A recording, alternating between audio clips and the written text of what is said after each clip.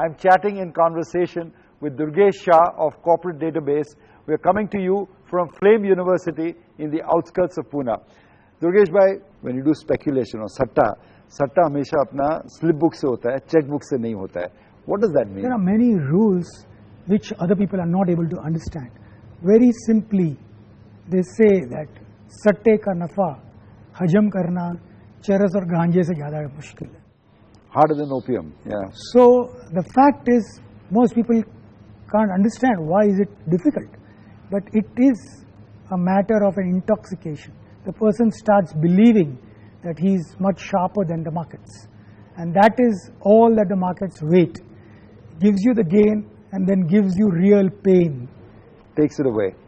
Takes it away with a vengeance. So the opinion that you can throw your checkbook and get a speculative position to be bullish is at foolhardy at best. Because that's what most investors do. You set out and try to place a dollar assuming that this will be worth much more than what you're paying over time.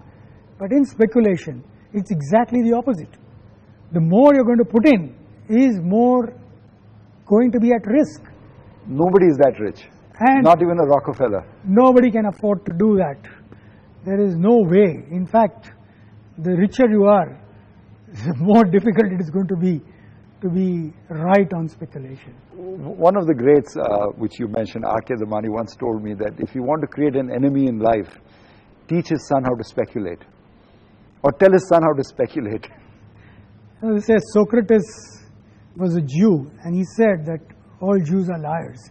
So Radhakishan Damani does it extremely well and then tells you not to say. But I think he realized he had a rare quality. He realizes that it was extremely difficult. He realizes there were points in time where he could have gone seriously wrong and history would have been different.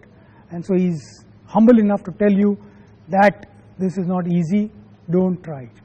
Let's talk about money. You mentioned money, and money is what Dalal Street is somewhat about.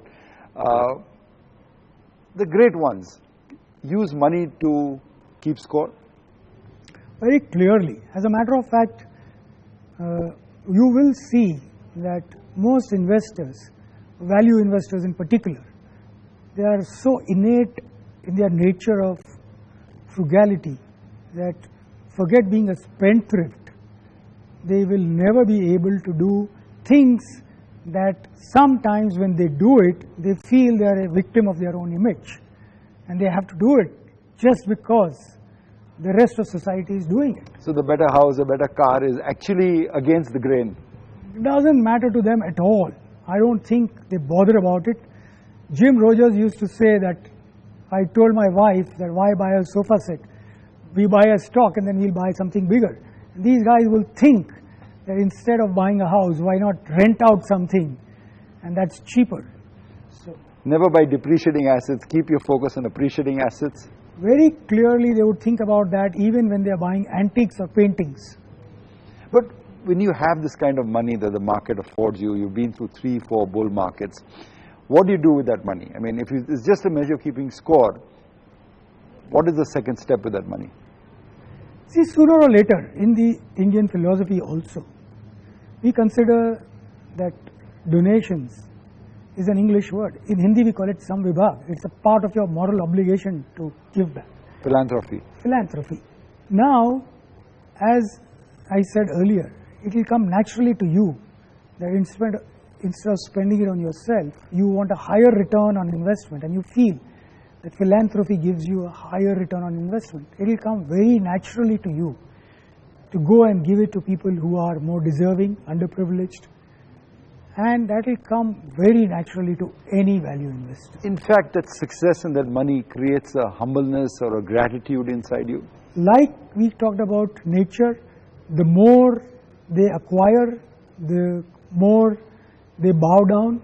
The more the fruits in the tree, the more it bows down. Exactly. They realize very clearly that many a times they were right for different reasons, not for their smartness.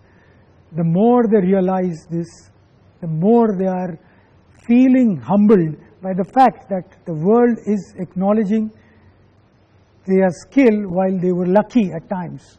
These are the guys who realized that Narayan Murthy was the horse who drew the cart, and they were dogs walking beneath it, and they just made the right call of which cart to follow. Which card to follow, and that's the wisdom that they brought into. That's the thing that makes a difference.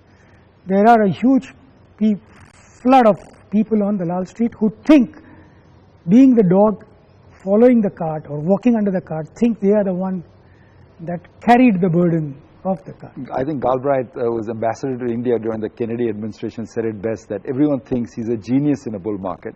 We know better now. Very clearly, most people overrate their skill and underplay their luck. Markets, mayhem, money will continue our fascinating discussion with Durgesh Shah of Corporate Database on part 2 of the Wizards of Dalal Street, 35 years.